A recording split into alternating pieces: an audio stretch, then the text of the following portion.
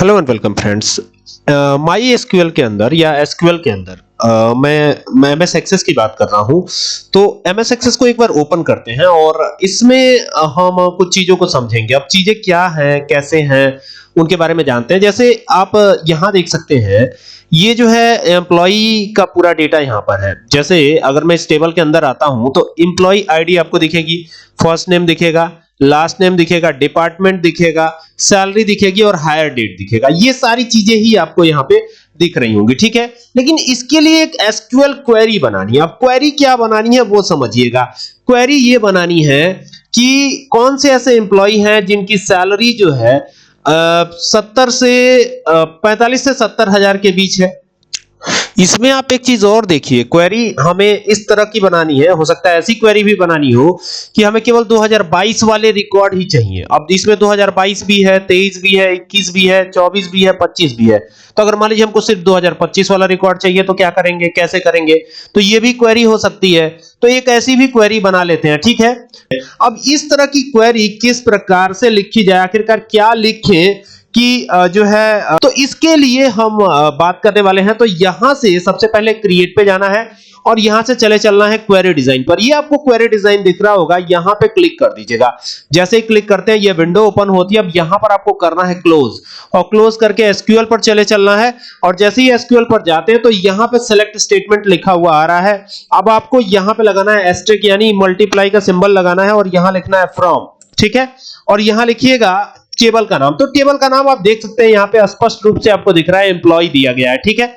ये क्वेरी आप एसक्यूएल में भी लिख सकते हैं, यानी एसक्यूएल सर्वर में भी लिख सकते हैं, ठीक है। और यहां पर टेबल का नाम दे दीजिएगा एम्प्लॉय, तो EMPLOYEE। तो ये टेबल का नाम हो गया। एंटर करेंगे और यहां लिखेंगे वेयर, ठीक है। ये वेयर लिख करके, और अब हमको इसमें खोजना क्या है, तो सैलरी की बात करनी है।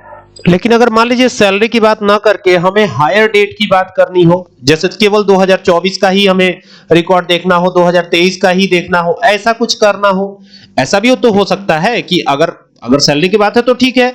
लेकिन अगर मान लीजिए हमें हायर डेट ही देखना हो, तब क्या करेंगे? तो हायर डेट के लिए आपको ये क्वेरी लिखनी पड़ेगी। मैं बता देता हूं, देखिए ये तो लिख लिया, ठीक है। यहां पर दे दीजिएगा, क्योंकि खाली हमें ईयर के हिसाब से फाइंड आउट करना है, तो यहां लिख दीजिएगा ईयर, ठीक है। और ईयर लिख करके यहां लिखिएगा हायर डेट, इस तरीके से लिखिएगा हायर DATE डेट, और ब्रैकेट को करिएगा क्लोज, और क्लोज करके इज इक्वल टू का निशान लगाइएगा। और यहां पर वो डेट मतलब वो ईयर दे दीजिएगा, जो भी ईयर आपको देनी है, ठीक है। तो यहां 2024 कर दिया और यहां टर्मिनेट कर दिया, ठीक है। तो अगर 24 वाला देखना है तो यही हमें करना है। इसको टेबल को क्लोज करिएगा और यहां से अब इसको रन कराने की बारी है। तो डिजाइन पे जाके इसको रन करा दीजिए। देखिए केवल 2024 वाला आ रहा है कि नहीं आ रहा है। लेकिन अगर मान लीजिए कि ये तो ठीक है, इसको सेव कर लीजिएगा। तो यहां पर YQ के नाम से, Y क्वेरी के नाम से सेव कर देता हूं, ईयर क्वेरी, ठीक है। तो ये सेव कर दिया हमने। तो अब दूसरी क्वेरी बनाएंगे। अब इसमें हमें मंथ देखना है, ठीक है। यहां पर आप देखेंगे कि ये जो क्वेरी है, ये जो टेबल बनी थी, इस टेबल में पहला मंथ है, तीसरा मंथ है, 11वां मंथ है, 7वां है, 5वां है। तो अगर 5वें मंथ की बात करनी है तो मंथ के लिए, अब तो ये ईयर के लिए क्वेरी लिख दी ना, मंथ के लिए क्वेरी कैसे लिखेंगे? तो मंथ के लिए क्वेरी अगर लिखनी है तो यहां से क्रिएट पे जाइए, क्वेरी डिजाइन पे जाइए और इसको यहां से कर दीजिए क्लोज, और यहां से एसक्यूएल पर आ जाइए। फिर वही चीज कि सेलेक्ट के बाद एस्टेरिक यानी मल्टीप्लाई का सिंबल लगाइए, यहां पे लिखिए फ्रॉम और टेबल का नाम। तो टेबल का नाम तो एम्प्लॉय ही है, तो ये एम्प्लॉय कर दिया। और एम्प्लॉय करके क्या करना है आपको? एम्प्लॉय करके और चाहे तो एंटर कर लीजिए या यहीं पे लिख दीजिए वेयर, कंडीशन दे दीजिए वेयर, और यहां पे कर दीजिएगा मंथ, MONTH। ये हो गया मंथ। ब्रैकेट ओपन कीजिएगा और ब्रैकेट को ओपन करके यहां पर अब जो है हायर डेट दे दीजिएगा, HIRE, और हायर डेट जैसे लिखा हुआ है यहां पर, ये देखिए यहां पर जैसे लिखा है हायर डेट वैसे ही हमें भी लिख देना है। तो यहां पे आइए, लिख दीजिए DATE डेट, हायर डेट हो गया। ब्रैकेट को क्लोज किया, इज इक्वल टू का निशान लगाया और यहां कर देते हैं 2025 कर देते हैं 25, और यहां से टर्मिनेट किया, और टर्मिनेट करके इसको क्लोज करेंगे और क्लोज करके ये वाला क्लोज कर देते हैं, इसका कोई काम नहीं है। तो अब जो है यहां पे मंथ शो करना चाहिए, तो यहां पे क्रिएट पे जाके इसको रन करवा लेते हैं। तो देखिए यहां पर जो है हायर डेट में हमने क्या दिया, एक बार क्वेरी में चेक करते हैं हम। ये मंथ वाली क्वेरी थी, तो यहां से ये ईयर था, ये मंथ वाली क्वेरी थी। तो इस पे आते हैं, तो ये तो नहीं था, ये वाला था, ठीक है।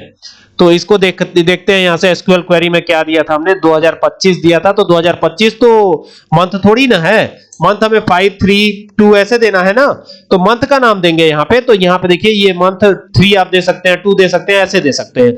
तो यहां पे कर देता हूं 3। तो अगर 3 करके जब इसको रन कराएंगे तो हमारा ये क्वेरी रन हो जाएगा और 3 मंथ वाला ही केवल डिटेल हमें देखने को मिलेगा। तो यहां से रन कराते हैं, तो देखिए ये 3 मंथ वाला ही डिटेल देखने को मिल रहा है। तो इस तरीके से आप डेट में भी कर सकते हैं। सैलरी के लिए तो कर ही सकते हैं, सैलरी के लिए तो मैंने पहले भी बताया है, लेकिन डेट के लिए जरूरी था, तो ये मैंने बता दिया आपको, ठीक है। तो उम्मीद करता हूं बात समझ में आई होगी, ठीक है। तो मिलते हैं नेक्स्ट वीडियो में, तब तक के लिए keep watching, thank you for watching this video.